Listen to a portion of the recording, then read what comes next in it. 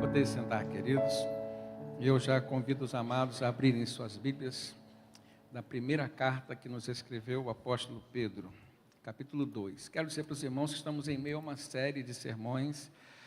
Quarta-feira foi o primeiro, né? Agora vai ser o segundo, hoje à noite o terceiro sermão inspirado nesta carta, a primeira carta do apóstolo Pedro. Então os irmãos que desejarem poderão acessar o canal do YouTube da nossa igreja durante a semana ou hoje à tarde e já pegar a primeira mensagem. Eu sei que alguns não puderam vir na quarta-feira à noite, né? E nem assistir também, mas poderão estar a parte de tudo aquilo que está acontecendo, que o Senhor tem falado para este rebanho tão dileto, né? Esse rebanho aqui no Flamboyant. Lembrei agora, irmãos, e peço oração pelo Vitor, nosso irmão, pai da Lavínia, que sofreu um acidente de moto. Está tudo sob controle, foi essa semana, está aguardando uma cirurgia, houve um trauma na perna, né? E vai precisar passar por mais uma cirurgia. Os irmãos estejam orando por ele, pela esposa Cristiana, né? Pela família, que o Senhor possa rapidamente estar trazendo de volta, né, a nós aqui. E também peço oração pelos irmãos que foram para o encontro radical. E hoje à noite nós estaremos aqui ouvindo o testemunho deles, né? Mas esteja orando para que Deus possa estar completando uma mensagem. Todo encontro que a nossa igreja participa, né, ou envia alguém ou promove, tem um objetivo e tem uma mensagem específica de Deus aos corações dos encontristas. Então, que Deus possa estar ali ministrando e completando, né? Que não falte nada para aqueles irmãos que foram lá em busca dessa experiência. E nós estaremos encaminhando outros também, né? Quem desejar, quem quiser saber como é esse encontro, depois me procure, ou procure quem já fez, e a gente vai poder explicar como que é, como foi, dentro daquilo que a gente pode dizer. Então vamos ler agora, primeira carta de Pedro, capítulo 2, do verso 1 até o verso 10. Primeira de Pedro, capítulo 2, do verso 1 ao 10. O tema que o Senhor colocou no nosso coração, baseado nesse texto, diz respeito a uma nova identidade a partir da profundidade em Cristo Jesus. Então, profundidade é esse tema, né, da nossa igreja esse ano, e agora nesse texto a gente vê Deus ministrando sobre a necessidade da geração de uma nova identidade, quando a gente se aprofunda, né, no conhecimento de Cristo Jesus. Ele é a revelação máxima de Deus. Abri um parênteses aqui. A Bíblia diz que Deus se revela de diversas formas, né?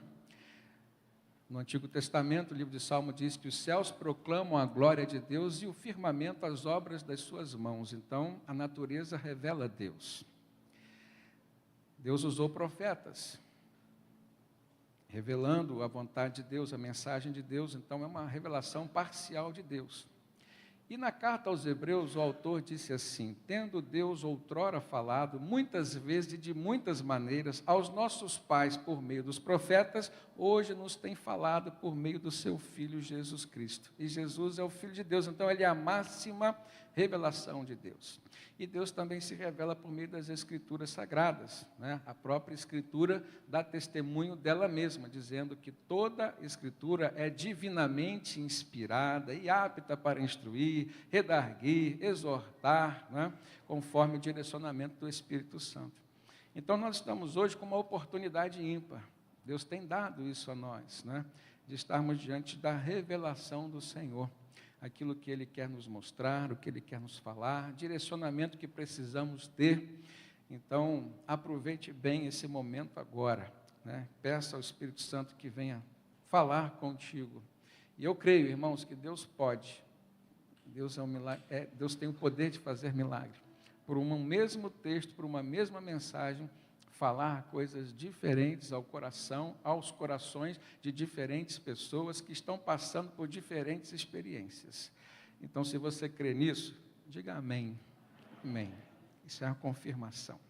Diz assim a palavra de Deus, irmãos: portanto, livrem-se de toda maldade e de todo engano, hipocrisia, inveja e toda espécie de maledicência. Como crianças recém-nascidas, desejem de coração o leite espiritual puro, para que por meio dele vocês cresçam para a salvação, agora que provaram que o Senhor é bom. À medida que se aproximam dele, a pedra viva, rejeitada pelos homens, mas escolhida por Deus e preciosa para ele, vocês também estão sendo utilizados como pedras vivas na edificação de uma casa espiritual para serem sacerdócio santo, oferecendo sacrifícios espirituais aceitáveis a Deus por meio de Jesus Cristo. Pois assim é dito na Escritura, abre aspas, eis que ponho em Sião uma pedra angular, escolhida e preciosa, e aquele que nela confia jamais será envergonhado, fecha aspas. Portanto, para vocês, os que creem, esta pedra é preciosa, mas para os que não creem, a pedra que os construtores rejeitaram tornou-se a pedra angular, e pedra de tropeço, e rocha que faz cair, conforme as Escrituras já diziam. Os que não creem tropeçam, porque desobedecem a mensagem, para o que também foram destinados. Vocês, porém, são geração eleita, sacerdócio real, nação santa, povo exclusivo de Deus para anunciar as grandezas daquele que os chamou das trevas para a sua maravilhosa luz.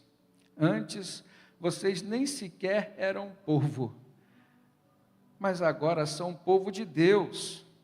Não haviam recebido misericórdia, mas agora a receberam. Amém. Louvado seja Deus. Feche seus olhos, por favor. E ore. Senhor, nós precisamos te ouvir somente tua voz. Nos dê, Senhor, no silêncio da nossa alma, a possibilidade de te ouvir, Pai. Que possamos juntos sair daqui edificados, Deus, conforme a tua vontade, conforme a tua palavra. Em nome de Jesus nós oramos, Pai. Amém, Senhor, e amém. Uma nova identidade a partir da profundidade em Cristo Jesus. Certamente que este texto nos remete a diversas mensagens, alguns pontos importantes que nos remetem também a momentos que nós enfrentamos na nossa vida. Mas as últimas frases aqui do apóstolo Pedro nos fazem pensar realmente em quem somos, em quem éramos e em quem nós devemos ser. Ele chegou a dizer assim, antes vocês nem eram um povo, vocês não tinham uma identidade, mas agora vocês são povo de Deus. Antes vocês não tinham alcançado misericórdia, mas agora vocês têm. Então houve uma mudança, houve uma transformação. E essa mudança e essa transformação não foi física, não foi geográfica, não foi política, ela foi uma mudança, uma transformação espiritual na vida do povo de Deus, na vida de quem buscou e confiou no Senhor. O apóstolo Pedro, quando escreveu esta carta, irmãos, ele a direcionou, certamente que inspirado pelo Espírito Santo, para uma igreja que estava passando por perseguição, incompreensões, uma igreja que estava enfrentando possibilidade de dispersão, e essa dispersão inclusive geográfica, porque a perseguição faz isso, faz muitas pessoas mudarem, né? E a gente sabe disso muito bem, porque estamos passando por um momento que está se finalizando, né, dessa pandemia, em que muitas pessoas se distanciaram, muitas pessoas ficaram pelo meio do caminho, outras estão regressando, mas o distanciamento aconteceu em diversas áreas da nossa vida, tanto físico quanto emocional. Quantas pessoas deixaram de se relacionar com outras, deixaram de se alegrar com outras, deixaram de chorar com outras, deixaram de orar por outras, por conta desses 2 anos aí de pandemia que nós enfrentamos. Naquele tempo, a pandemia tinha outro nome, era perseguição religiosa, no tempo do apóstolo Pedro. Naquele tempo, a pandemia tinha um outro nome, era batalha espiritual, e o povo precisava ser fortalecido. E nós temos aprendido que uma das coisas que nos fortalece é a certeza da presença de Deus através do Espírito Santo em nós. A Bíblia diz que aquele que começou a boa obra, ele há de completá-la até o dia de Cristo. Então nós entendemos que há um compromisso da parte de Deus de completar a obra que ele começou na vida de cada um que o buscou. E essa ação de Deus, irmãos, ela é contínua. Nós somos uma obra em construção, uma obra em andamento. Mas houve um momento em que a nossa identidade foi transformada. Houve um momento específico e marcante na nossa vida, em que nós compreendemos que ali o Espírito Santo nos foi dado mediante o nosso arrependimento dos pecados, mediante a nossa fé em Cristo Jesus como nosso Salvador. Daí em diante, nosso nome passou a ser cristão. Seguidores de Cristo Jesus, discípulos de Cristo Jesus. E essa é a pauta abordada pelo apóstolo Pedro neste trecho da sua carta. Essa nova identidade. Porque quem está passando por dificuldade, quem está enfrentando momentos difíceis na sua vida, tribulações, né, sabe a importância que se tem, né, uma mudança que já aconteceu, que causou transformações, e essas transformações impuseram segurança. Qual é a segurança que eu tenho hoje, entre tantas outras? Que Deus está comigo. Não me importe o que eu venha passar. Isso me traz certeza, segurança. Davi, lá no Salmo 23, disse o quê? Ainda que eu ande pelo vale da sombra da morte, não temerei mal algum, porque tu estás comigo, a tua vara e o teu cajado me consolam. Isso é segurança, irmãos. Não importa o tipo de perseguição, de aflição, de tribulação, mas essa segurança, ela começou a ser estabelecida a partir do momento em que uma nova identidade foi criada. E nós vemos essa importância que Deus dá a pessoas que passaram ou que passam por essa transformação. E alguns chegam até, né, ter uma mudança no próprio nome. Deus chamou Abrão para uma nova experiência, uma nova caminhada, uma nova jornada. Uma transformação na sua vida haveria de acontecer. E Deus fez o quê? Também mudou o seu nome para Abraão. Abrão significava pai exaltado, e Abraão significava em hebraico pai de multidões. Ele que seria alguém que não teria filhos com a sua esposa, do seu próprio casamento, porque Sarai, a sua esposa, era uma mulher estéril. E quando Deus visitou Abraão, visitou também sua esposa, e marcou aquele momento com uma nova identidade, com um novo nome. Sarai, que significava minha princesa, e ela seria eternamente uma princesa. A Bíblia diz que ela era uma mulher linda, apesar da idade que ela já tinha. Deus a chamou de Sara, que significava mãe de multidões. E ela haveria de dar à luz a um filho, que se chamou Isaque, o filho da promessa. E naquele momento começou a nascer o povo de Deus, o povo que haveria de ser exclusivo para o Senhor, que haveria de dar exclusividade na sua adoração a Deus. Nessa família nasceu Jacó, cujo nome foi muito mal escolhido. Jacó significava usurpador, enganador. A Bíblia diz que ele foi o segundo filho, né, de uma gestação de gêmeos. Ele veio agarrado no calcanhar do seu irmão Esaú, tipo assim, não me deixa para trás. Né? Então, suplantador, mas também tinha esse significado de usurpador, de enganador, e a gente sabe que ele foi isso. Houve um transtorno de personalidade na vida de Jacó, e só o Espírito de Deus para fazer aquela mudança. E quando Deus fez a mudança na vida dele, Deus também fez questão de mudar o seu nome para Israel, que significava príncipe de Deus, aquele que lutou com o Senhor, que não desistiu da sua bênção. Olha como que Deus sempre deu valor a essa mudança de nome, essa mudança de identidade, de forma que viesse a marcar a vida das pessoas. Tanto que no Novo Testamento, o apóstolo Paulo, ainda chamado de Saulo, ele quis fazer na sua própria vida uma mudança de nome a partir do reconhecimento de uma mudança na sua própria identidade. Não foi Deus quem mandou Paulo mudar seu nome, ele mudou por livre e espontânea vontade. E por uma questão estratégica também. O nome Saulo vinha do nome Saul no hebraico. E Paulo tinha sido escolhido por Deus para ser um embaixador de Cristo em meio aos gregos, em meio aos romanos.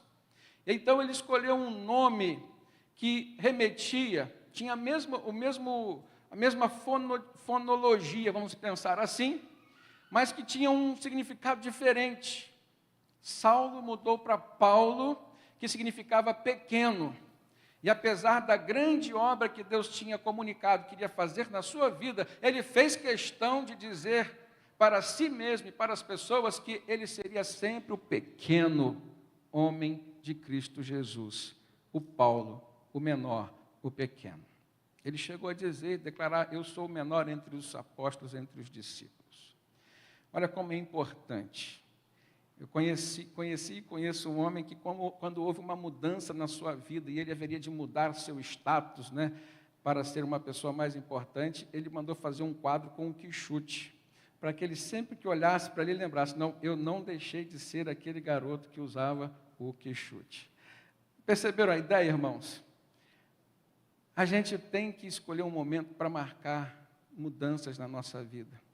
E a mudança mais importante que houve, o que pode acontecer na vida de alguém, é a mudança de uma nova identidade causada pela presença do Espírito Santo, que nos é dada mediante a nossa conversão.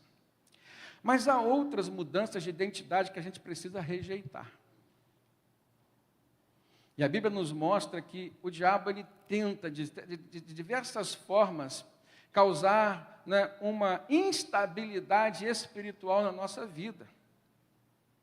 Lá no Antigo Testamento, houve um jovem chamado Daniel, que quando foi levado cativo para a Babilônia, um outro povo, uma outra cultura, uma outra religião, teve o seu nome mudado para Beltesazar. E todo nome bíblico que termina com El diz respeito a Deus. Então Daniel era um nome que remetia ele à pessoa divina, à pessoa de Deus. Daniel significava Deus é meu juiz. E de repente, numa outra nação, num outro povo, num outro contexto, ele tem o seu nome mudado para Beltesazar, que significa o depositório dos segredos de Bel, que é um outro deus pagão daquela região, daqueles povos, os povos babilônicos. E ele rejeitou aquilo. A primeira ação dele foi assim, eu não vou participar do banquete do rei, das iguarias do rei. Eu não quero esquecer de onde eu vim, eu não quero esquecer das minhas origens, né, lá na presença do meu Deus, do Deus a quem eu servia, do Deus a quem eu sirvo, do Deus a quem eu quero continuar servindo sempre. Outros 3 colegas dele, Ananias, Misael e Azarias, todos também tiveram seus nomes mudados, irmãos. E olha só, Ananias, que significa o Senhor mostra graça, e graça é favor que nós não merecemos. Ele teve o seu nome lá mudado para Sadraque, que significa comando de Acu, uma divindade babilônica. Sempre um afronto. O outro jovem, Misael, que significa aquele que está com Deus, lá na Babilônia, teve o seu nome mudado para Mesaque, que significa aquele que pertence à deusa Sheshak. Uma afronta. O terceiro jovem, Azarias, cujo nome significava o quê? Deus ajudou. Agora teve o seu nome lá na Babilônia mudado para Abednego, que significa servo de Nego ou de Nebo, que é um deus pagão da Babilônia. Irmãos, não poderia ser outros nomes? E remeter-se à beleza pessoal, à bondade, à natureza.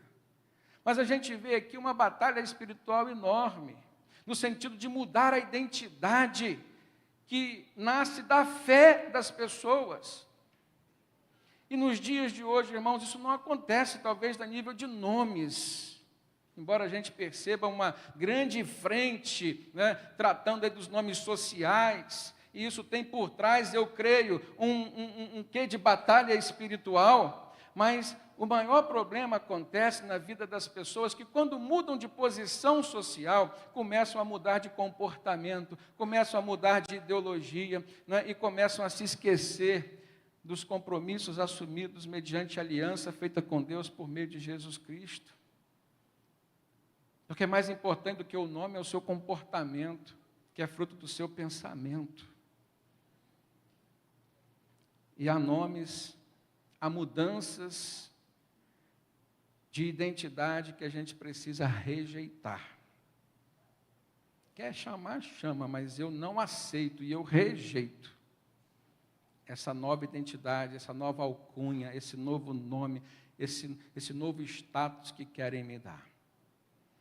E é nesse sentido que o apóstolo Pedro vai em direção aos cristãos, e essa carta dele percorreu várias igrejas ali da região da Turquia hoje, falando sobre a necessidade de dar importância a essa nova identidade que nós recebemos em Cristo Jesus, principalmente mediante a profundidade que nós alcançamos no conhecimento dele. Como que o apóstolo Pedro apresenta e aborda essa geração, dessa nova identidade criada em Cristo Jesus?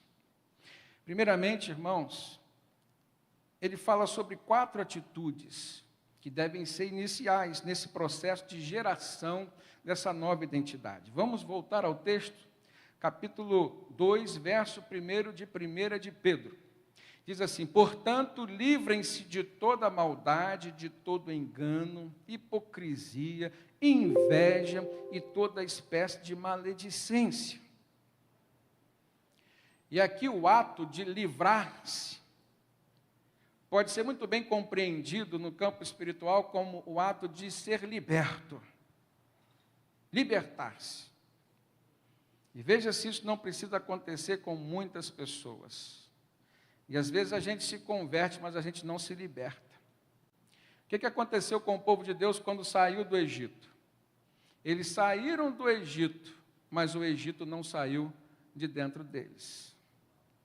E às vezes o crente quer ter essa nova vida, quer ter uma nova experiência com Deus, ele até começa a ter, mas ele não quer abandonar, né, os costumes do passado, o que construíram aquela identidade antiga, mas é preciso ser desconstruída a antiga identidade para que possa ficar patente a nova identidade. E esse ato de se libertar, ele precisa de alguns passos. O primeiro passo deles, irmãos, é a renúncia. Anote essa palavra. Eu preciso renunciar. Renunciar os laços que eu estabeleci no passado com aquilo que não me remetia à presença de Deus, à pessoa de Deus. Mais do que renunciar um nome, como Ananias renunciou, como Daniel renunciou, mais do que renunciar um nome, um apelido, você precisa renunciar aquilo que te fez ter aquele nome, aquele apelido. O segundo passo seria você lembrar do passado, principalmente das experiências negativas que você teve lá, para onde você nunca mais deseja voltar. E saber que quando você se distrai da presença de Deus, se desloca da região de amparo do Senhor, você se torna uma pessoa vulnerável para voltar. O diabo pode te levar novamente para o lugar de onde Deus te libertou, de onde Deus te livrou. Então, a primeira coisa é você renunciar, e a segunda é você se lembrar da onde você foi tirado, para onde você nunca mais quer ser levado.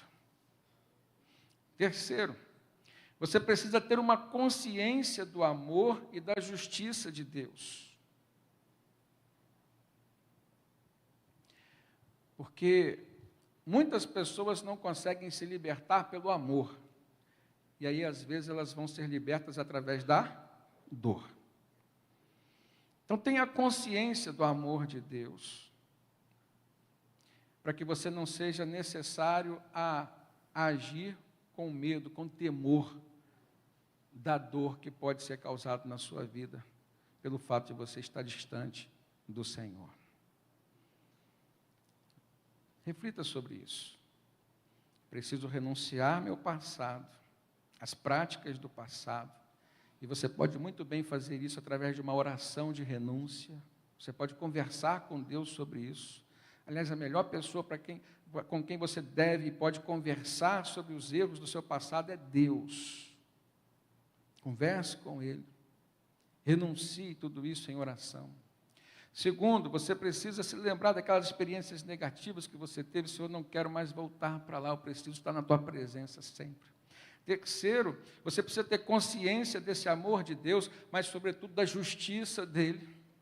E quarto, você precisa ter certeza de que você quer permanecer no caminho certo, no caminho do Senhor, mesmo que ele seja estreito. E é por isso que Jesus fez questão de dizer: porfiai por entrar pela porta estreita, porque largo é o caminho que conduz à perdição.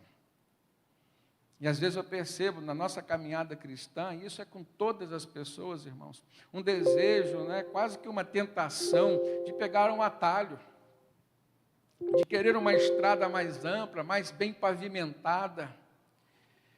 Mas normalmente não são esses os caminhos e nem são essas as portas que Deus abre para nós.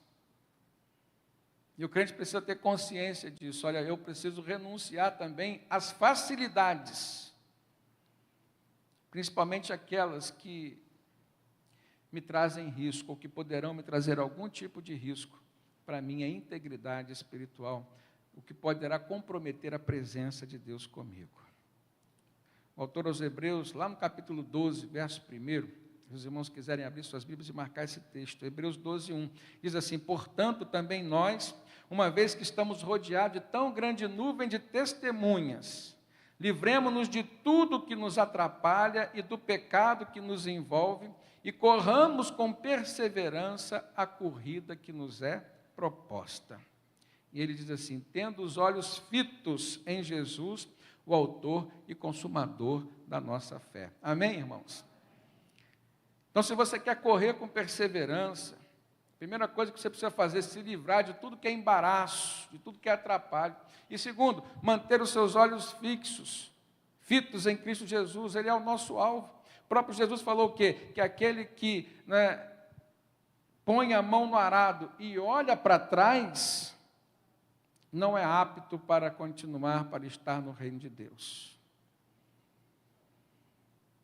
O apóstolo Pedro, então, aborda essa necessidade de nos livrarmos de alguns costumes, de alguns sentimentos e algumas atitudes que são da identidade antiga nossa, que não pertence a essa nova identidade cristã que nós temos. Mas a segunda atitude, e são 4, Pedro diz que temos que desejar de todo o coração o conhecimento de Cristo como sendo um alimento espiritual para a nossa vida. Olha no verso 2. Como crianças recém-nascidas, desejem de coração o leite espiritual puro. E aí eu aprendo, irmãos, que não há nenhum outro tipo de opção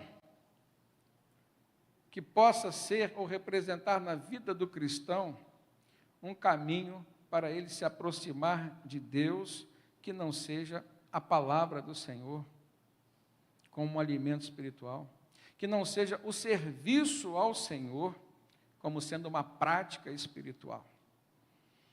Essas duas coisas, a palavra e o serviço, e você pode compreender dentro do serviço a sua oração, porque ela é um serviço a Deus. A palavra culto significa serviço. Então, o que você faz em culto? Você adora, você louva, você ora, você faz, você serve. Então, isso associado à palavra, porque tem que estar fundamentado na palavra. Isso é fundamental para que você possa crescer, se alimentar a sua alma, alimentar o seu espírito. E eu percebo pessoas hoje buscando outros caminhos que não são a palavra de Deus. Pare e pense comigo, se você nunca foi tentado a buscar uma revelação, um revelamento, vamos botar entre aspas, é uma coisa que venha pronta assim para a sua vida. Eu fui sempre muito desconfiado, fui criado em berço batista e sempre fui muito desconfiado disso, embora acredite, irmãos, e a Bíblia diz que tem. Mas no afã, no desejo de criar ambientes assim tão espiritualizados, a gente percebe muitas vezes o ser humano se apropriando daquilo que não lhe pertence, muita gente falando em nome de Deus aquilo que Deus não falou, muita gente prometendo coisas que Deus não prometeu. E você faz uma reunião de oração, e ali você ouve os pedidos de cada um, Então é muito fácil você saber o que está gerando ansiedade no coração daquela pessoa. E aí você quer ganhar um ponto com ela, você diz assim, olha, Deus manda te dizer que você vai passar no vestibular. Fala isso para quem está aí estudando há 1 ano, 2 anos, querendo passar no vestibular. E pediu ali, às vezes, momentos antes. Ah, Deus manda te dizer que você vai conseguir aquela porta de emprego, ela vai se abrir. E a porta que Deus abre, ninguém fecha, varão. Não acontece isso, irmãos? E muitas vezes não é Deus quem fala, não é Deus quem faz. E o que como crente você precisa fazer? A Bíblia diz que nós precisamos dar atenção, não desprezeis as profecias, mas você precisa fazer o quê? Julgar, submeter ao crivo da palavra de Deus.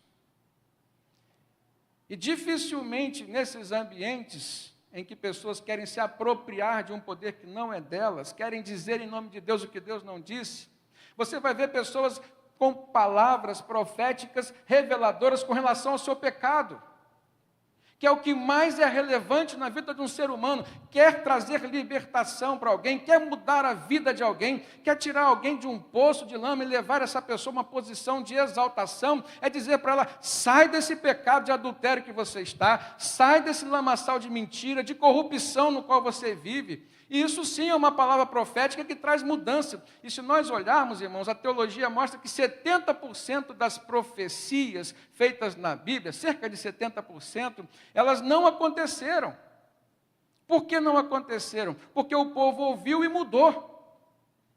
Porque quase 100% das profecias verdadeiras, cujos profetas de Deus falaram verdadeiramente em nome do Senhor, era para dizer ao povo para sair do pecado da idolatria, porque senão Deus haveria de castigá-los. Era sempre confrontando o povo com o pecado. Se tinha uma promessa de consolação, era sempre como o quê? Galardão em relação à obediência. Se me obedecer, eu vou abençoar você.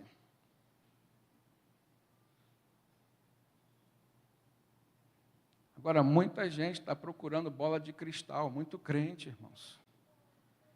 Enquanto que a revelação de Deus está aqui para nós. Ó. Custa muito você abrir, você estudar, pedir a Deus para falar com você.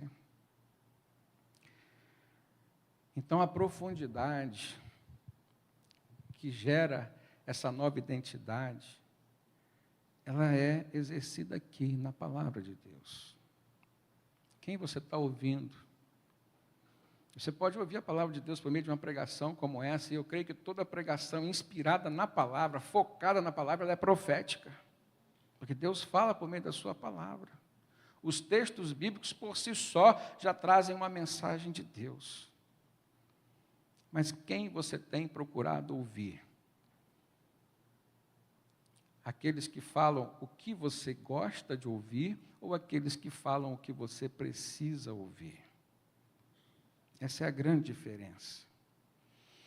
Uma terceira atitude que o apóstolo Pedro traz aqui para nós é esse crescimento, é crescer espiritualmente para a salvação. Mas, pastor, eu já fui salvo, eu creio na minha salvação. Sim, eu também creio na minha salvação. Só que tanto o apóstolo Pedro quanto o apóstolo Paulo, e aí eu faço alusão ao que o próprio apóstolo fala, né, os dois apóstolos falam, Pedro diz assim, vocês devem crescer para a salvação. O apóstolo Paulo diz, vocês devem desenvolver a salvação. Então, você recebeu, agora, o que a salvação que você recebeu de Deus trouxe para você na sua vida aqui? Não, a salvação não é só o que eu vou receber quando essa vida terminar. Então tem muito crente caminhando de forma errada, colocando a salvação de Deus no bolso e caminhando do jeito que quer viver nessa vida aqui e achando que quando eu morrer eu vou para o céu. A salvação, irmãos, não é um bilhete de passagem.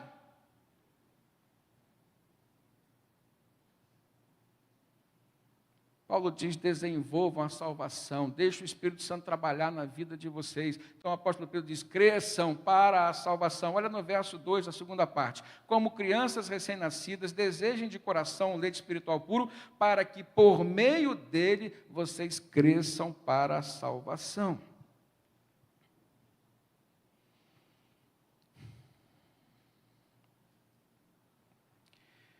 Lá em Filipenses capítulo 2, verso 12, o O apóstolo Paulo disse: assim, meus amados irmãos, como sempre vocês obedeceram, não apenas em minha presença, porém muito mais agora na minha ausência, ponham em ação a salvação de vocês com temor e tremor. Preste atenção nas duas maneiras que o apóstolo Paulo disse que nós devemos pôr em ação a salvação: com temor e tremor, com respeito, com medo, porque ao mesmo tempo que Deus é misericordioso e amoroso, Ele é um Deus justo, Ele é justiça para nós. Depois, lá em Filipenses 13, ainda nessa carta aos Filipenses, o apóstolo Paulo também volta a falar, Filipenses 13, 12. Irmãos, não penso que eu mesmo já tenha alcançado, mas uma coisa faço, esquecendo-me das coisas que ficaram para trás e avançando para aquelas que diante de mim estão, eu prossigo para o alvo. É isso aí que nós precisamos fazer, prosseguir para o alvo. Há um alvo estabelecido. Ah, irmãos, meu alvo é Deus, meu alvo é Cristo. Isso é muito abrangente, é lógico que é. Mas o que ter Cristo como alvo na sua vida significa para você? O que Cristo quer fazer através de você? O que Cristo quer que você faça com essa vida que Ele te deu, né, da onde Ele te libertou? Nós cantamos aqui alguns louvores que falavam sobre Deus é bom, conhecemos a bondade de Deus. Cantamos outro louvor falando sobre a liberdade que temos em Cristo Jesus. Quer dizer, Ele nos libertou do império das trevas para o reino de luz. E aí? Eu preciso estar vivendo intensamente a graça do reino de Cristo na minha vida. O que é alvo, o que é desejo dele para mim.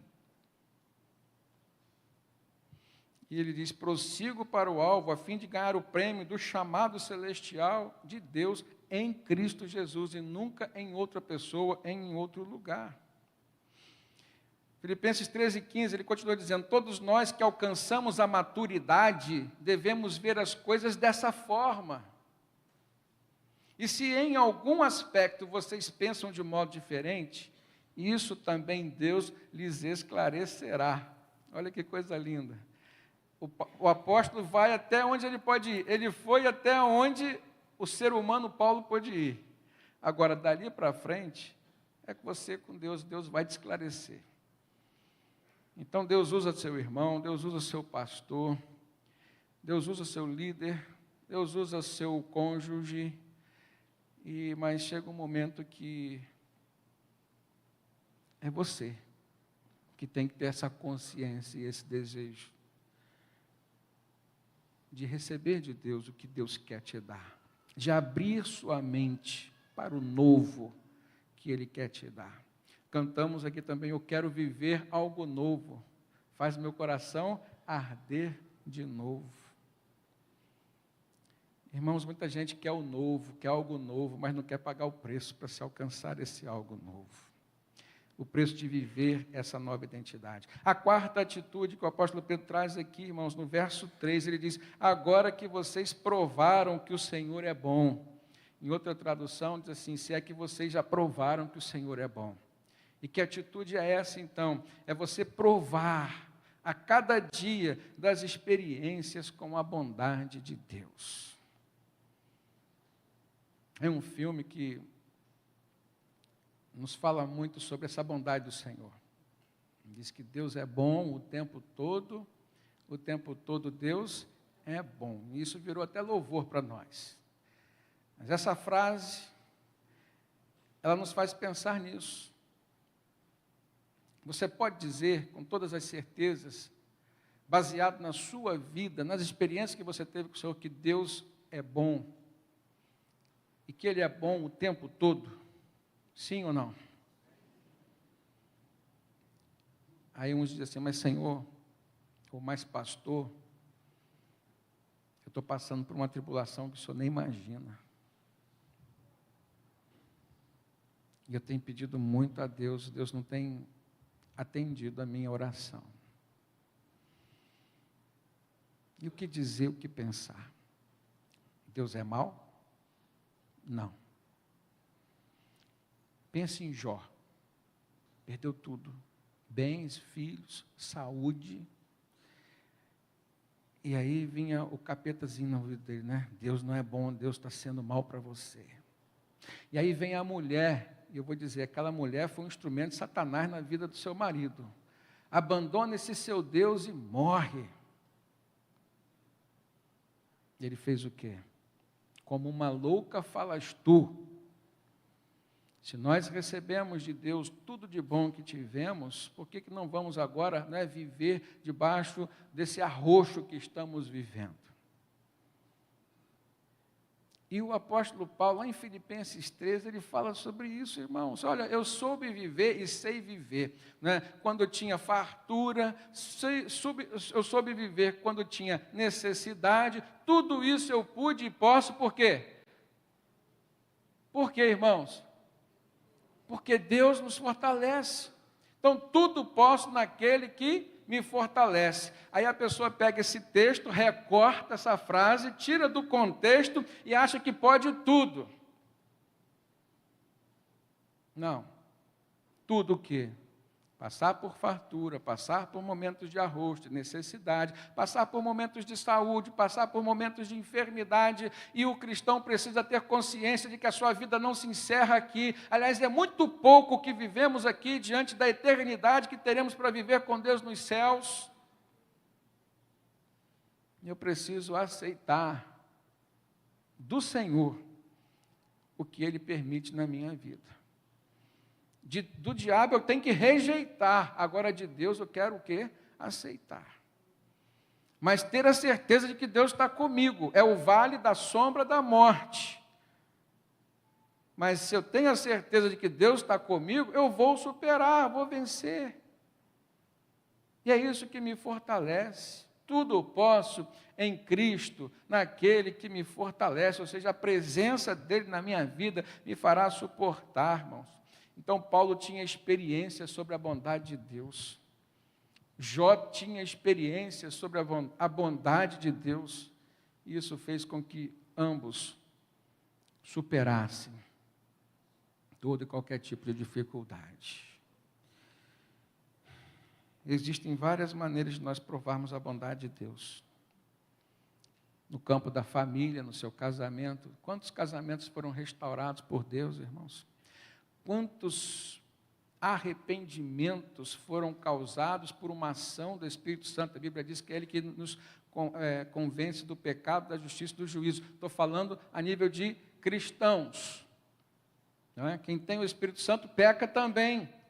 Crente adultera, crente trai, crente mente, crente às vezes cai em laço de corrupção, crente às vezes compra e não paga, crente às vezes faz coisas erradas, mas o Espírito Santo os convence do pecado, da justiça e do juízo e pode dar um escape para que eles não continuem no pecado.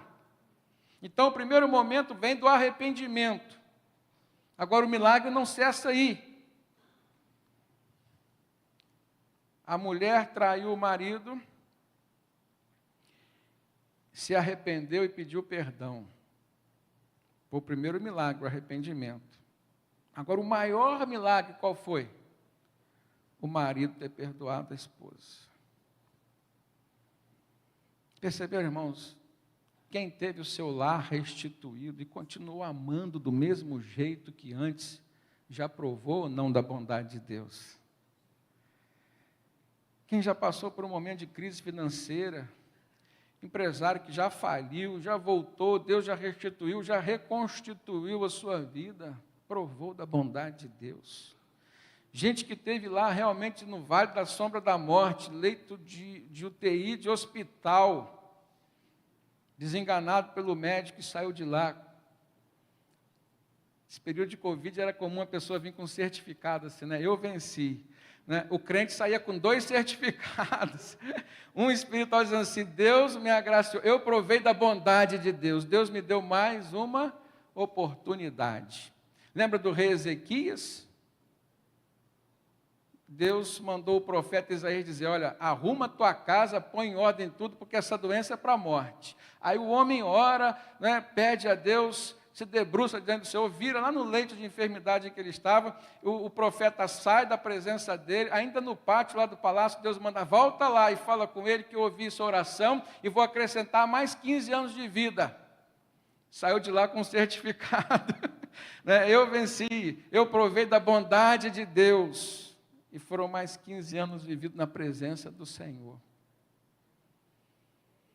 Então, quando a gente lembra disso, e é por isso que o apóstolo Pedro está dizendo assim, se é que vocês já provaram da bondade do Senhor, e uma vez que vocês já provaram, é mais uma razão para vocês permanecerem firmes no Senhor. Amém, meus irmãos? Eu vou deixar outra parte para a noite hoje, porque o tempo já foi. Mas essa nova identidade, ela é muito forte, ela é maravilhosa, e ela precisa ser valorizada. Que o Senhor nos abençoe. Feche seus olhos, por favor.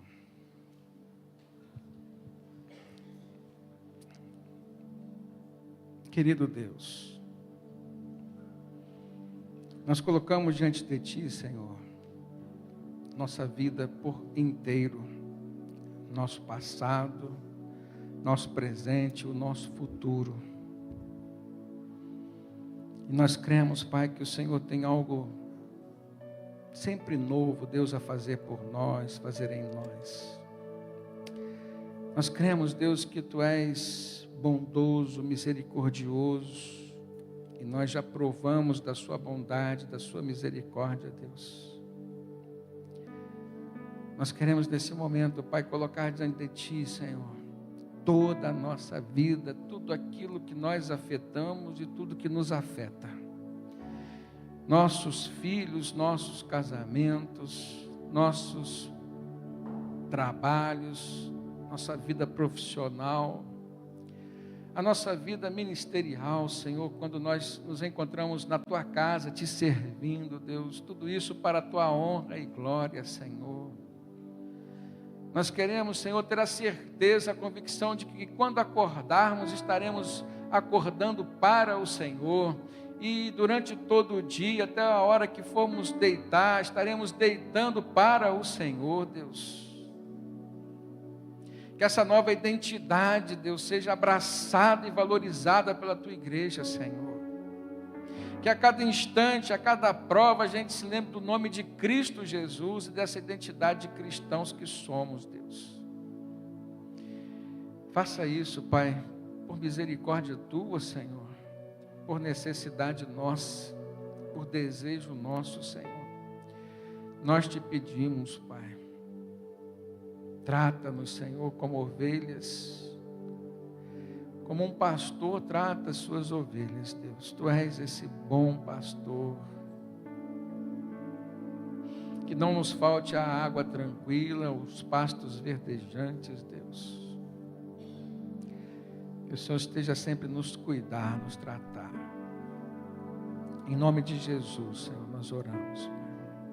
Amém e amém.